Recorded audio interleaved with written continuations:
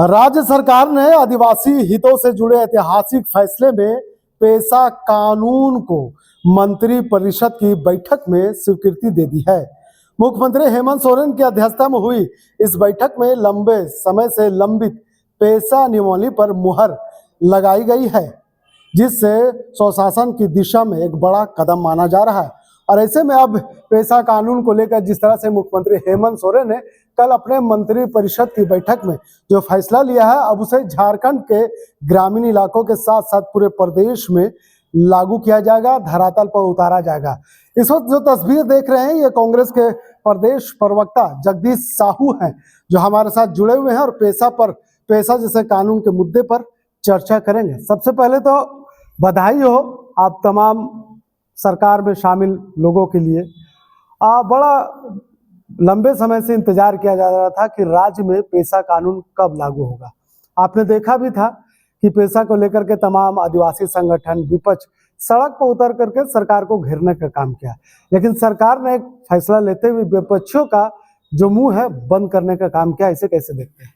देखिए, एक बात आपको मैं बता देना चाहता हूं आपके मीडिया के माध्यम से कि पेसा कानून का निर्माता ही कांग्रेस थे और राजीव गांधी के टाइम में पेसा कानून बना था। और उन राज्यों में जहां आदिवासी निवास करते हैं उनके लिए, उनके हितों की रक्षा के लिए पेसा कानून का निर्माण किया गया था। कुछ राज्यों में लागू था और कुछ राज्यों में नहीं लागू था। उसमें झारखंड में भी लागू नहीं हुआ था। तो बहुत सारे लोग, आदिवासी के नेता लोग ने हाईकोर्ट गए, यहाँ गए, वहाँ गए। इस पर काफ़ी विचार विमर्श करने के बाद कैबिनेट के कल की बैठक में हेमंत सोरेन ने पेसा कानून को लागू कर दिया और धरातल पर उतारने का काम करेगी। इसके लिए मैं हेमंत सोरेन जी को भी बधाई देना चाहता हूं और ग्रामीण विकास मंत्री दीपिका सिंह पांडे जी को भी बधाई देना चाहता हूं कि काफ़ी विचार विमर्श के बाद इसको हम लोगों ने लागू किया। अब विपक्ष जो है अपनी पीठ थपथपा रही है कि मैं पेसा कानून के लिए हम लोगों ने काफ़ी लड़ा।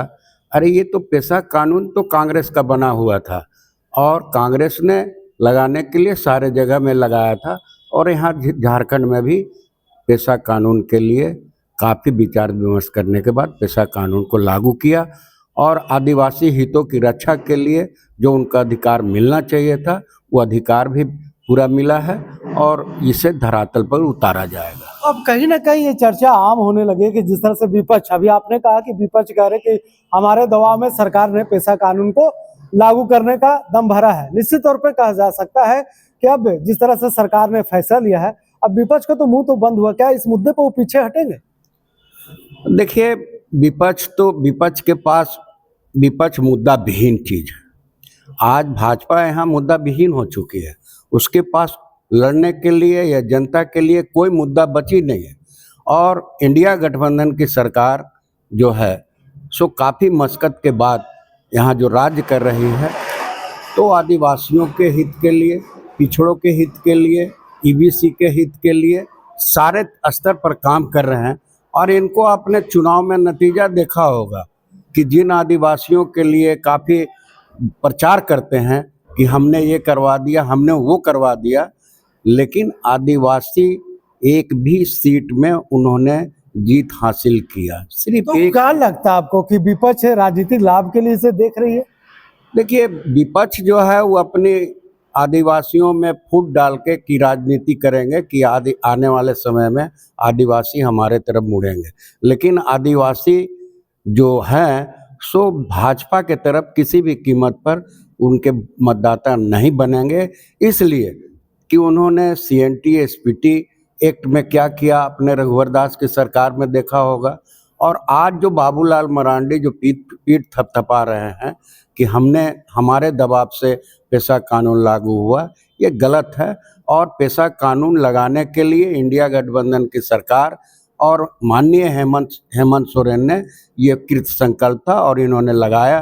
कल के कैबिनेट में मुहर लग गई और आदिवासी हितों को और आदिवासियों को सुरक्षा देने के लिए, आदिवासियों हित के लिए, सुशासन के लिए सारे काम किए और कल इसे पूरे जमीन धरातल पर उतारा जाए। कल सरकार ने इसे लागू कर दिया है, अब इसे धरातल पर उतारने का काम किया जाएगा।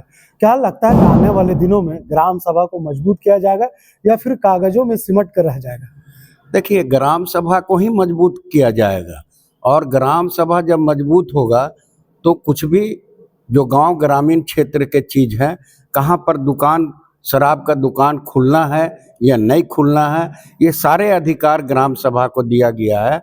और ग्राम सभा भी जो मीटिंग करेंगे या किसी विवाद को लेकर के उसकी भी सुरक्षा के लिए उसे भी कानून में उनको भी अधिकार दिया गया है कि ये छोटी मोटी जो घटनाएं होती रहती है आदिवासियों के बीच में ज़मीन का मसला, किसी भी मसला को, तो ग्राम सभा से उसका निराकरण करने के लिए काम करेंगे।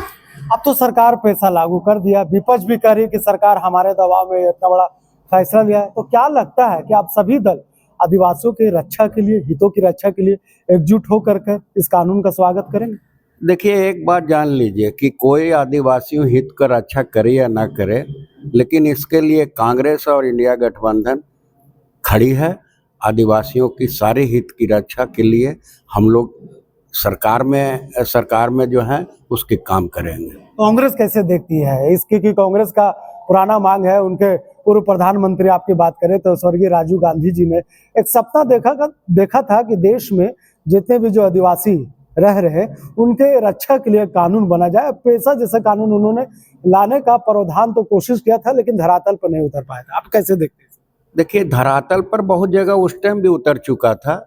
अब बाकी जगहों में जहां भाजपा की सत्ता थी, राज्य था, वहां आदिवासी क्षेत्रों में जो राज्य है उसमें नहीं उतरा था। उसमें उतारने के लिए हम लोगों ने प्रयास पहले भी किया और अब भी कर रहे हैं।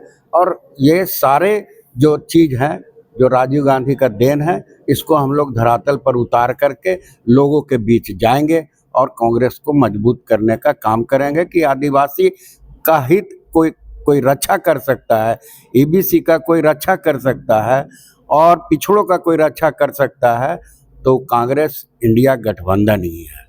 तो निश्चित तौर पर जिस तरह से मुख्यमंत्री हेमंत सोरेन ने कल अपने कैबिनेट की बैठक में झारखंड के हितों के लिए, खास करके आदिवासी और ग्राम सभा को मजबूत करने के लिए जिस तरह से उन्होंने फैसला लिया, वाकई दाद देना होगा। झारखंड के मुख्यमंत्री हेमंत सोरेन ने कैबिनेट के बैठक में मंजूरी तो दे दी है, अब इसे धरातल पर उतारना बड़ा अहम माना जा रहा है। तो राजनीतिक गलियारों में इसे लेकर सरकार की बड़ी सफलता और विपक्ष के लिए करारा जवाब भी माना जा रहा है। सरकार का मानना है कि इस फैसले से आदिवासी समाज के विश्वास को मजबूती मिलेगी और सरकार के प्रति भरोसा भी बढ़ेगा। इस खबर के लिए यहीं तक। वीडियो जर्नलिस्ट फैयाज के साथ मैं नौशाद, कोयलांचल संवाद, रांची।